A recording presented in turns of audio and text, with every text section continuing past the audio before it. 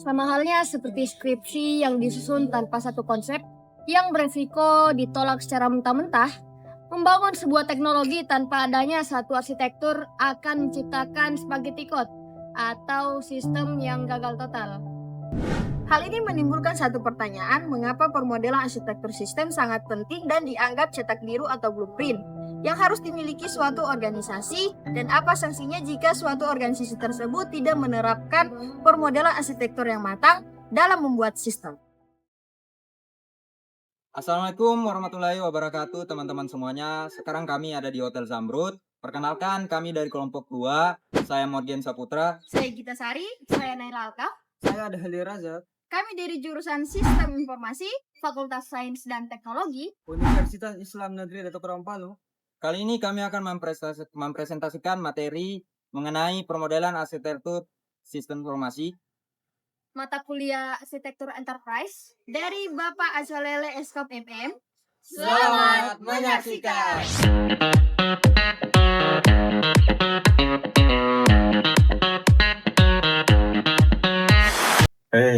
Tidak parah ya, sudah semester 5. Padahal baru kemarin orang ospek, sekarang sudah langsung pikir jurus skripsi le.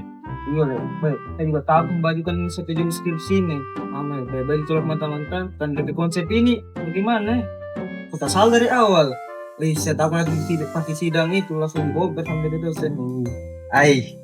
Apa itu? Kuliah itu juga santai saja. Urusan skripsi nanti belakangan. Orang bilang ini, orang nikmati dulu masa muda. Betul juga le. Tapi orang masih semester 5 juga tuh. Dan tarik 3 semester ke depan lagi. Baru sampai nilai juga masih bagus nilai ke depan dosen. Baru IPK aku juga tinggi ya. Betul juga. Nah, teman-teman lihat kan, masalah utamanya bukan karena mereka tidak mampu, tapi kurangnya perancangan dan gambar visual. Betul sekali. Kepanikan yang seperti itu sudah sering terjadi kalau kita membuat sistem tanpa sebuah arsitektur. Akibatnya apa? Sistem jadi kacau, data jadi terbongkar, dan ujung-ujungnya gagal total. Seperti skripsi yang ditolak dosen. Nah, supaya itu tidak terjadi, kita butuh namanya permodelan arsitektur sistem. Apa itu pemodelan arsitektur sistem? Terus, apa hubungannya arsitektur sistem dengan framework canggih seperti TOGAF? Maka, simak penjelasan lengkap dari kelompok kami. Melanjutkan masalah tadi, kegagalan seringkali dimulai dari perancangan yang lemah. Bahwa permodelan adalah proses abstraksi, tujuannya untuk mengimplementasikan sistem nyata ke dalam bentuk yang sederhana agar mudah dianalisis. Sedangkan arsitektur sistem itu ibarat seperti proposal skripsi dari sebuah teknologi. Ia merupakan cetak biru atau blueprint yang mengorganisir seluruh sistem, dimulai dari proses bisnis, data, aplikasi, hingga infrastruktur teknologi agar berfungsi secara terpadu. Tanpa arsitektur ini, pengembangan sistem hanya akan menjadi tumpukan kode yang tidak terarah atau istilahnya spaghetti kode yang sulit dikembangkan di masa depan.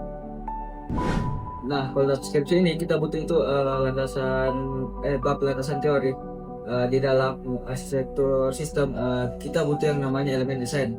Yang pertama itu software arsitektur.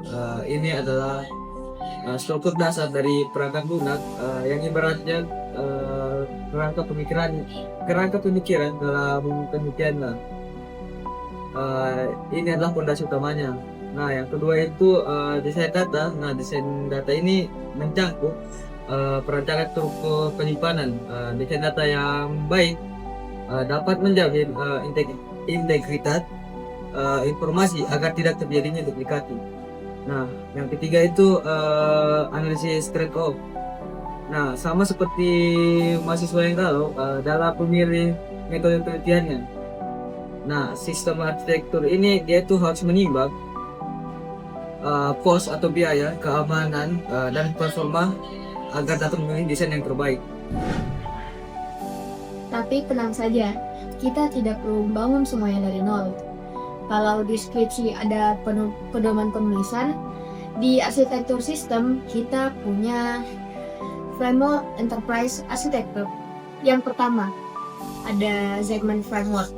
Ia ibarat seperti lemari arsip yang rapi. Ia mengambil berbagai macam sudut pandang, dimulai dari siapa datanya, di mana lokasinya, dan bagaimana prosesnya. Ya ibarat seperti peta bagi satu organisasi. Yang kedua, ada TOGAF ADM atau The Open Group Architecture Framework. Kalau segmen dianggap seperti peta, maka TOGAF ADM dianggap seperti panduan langkah-langkahnya. Ia membantu mengatasi masalah fragmentasi dan memastikan bahwa semua komponen yang ada dalam sistem terintegrasi dengan baik. Setelah punya framework, kita butuh metode eksekusinya atau biasa disebut sebagai System Development Life Cycle atau singkatannya SDLC. Nah, ini mirip sekali dengan gaya pengerjaan pada skripsi.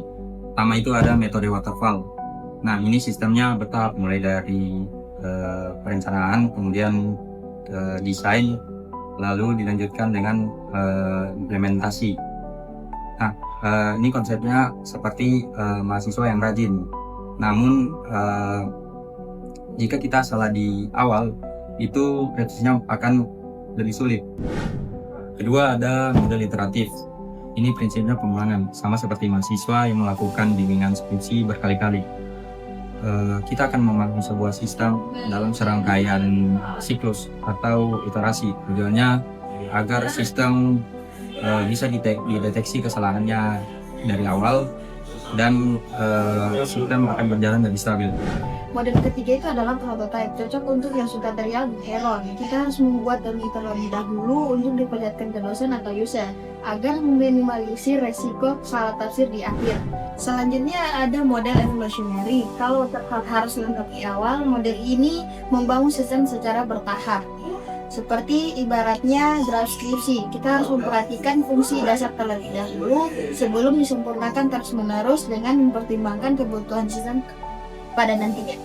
Dan untuk proyek berisiko tinggi ada model spiral. Model ini menggabungkan risiko interaktif dan manajemen risiko ketat di setiap tahapnya.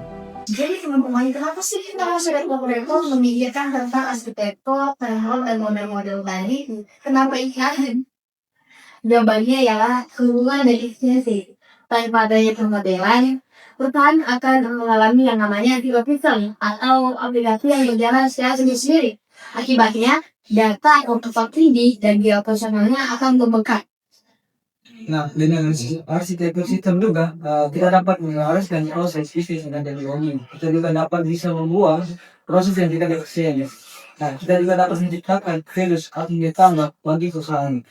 Nah, jadi sama seperti skripsi, jika perencanaan matang, maka kita bisa lulus tepat waktu, biaya hemat, dan hasilnya memuaskan. Oke, sekian presentasi dari kelompok kami. Jadilah arsitektur sistem yang cerdas. Wassalamualaikum warahmatullahi wabarakatuh. I will never stop, but only if you listen to me. Come inside of my Selamat menyaksikan. Ini apa sih Gian? Kombre elok. Sudah satu nih. 1, 2, 3, action. Berapa rasa le? Yo. Dari perancangan yang lemah atau apa model adalah unsur abstraksi. Bro sedang menghafal nih. Bro sedang menghafal secret. Bagus, nice. Kau sudah hafal kah? Jalan dari sini dan ke sini. Sedang menghafal. Kesalahan di awal itu akan susah revisi. Satu pertanyaan, mengapa permodelan arsitektur sistem sangat dianggap cetak biru atau satu lagi dianggap 1, 2, 3. apa itu? Hal ini menimbulkan Hingga infrastruktur teknologi agar berfungsi secara terpadu. Nah, Selamat menyaksikan.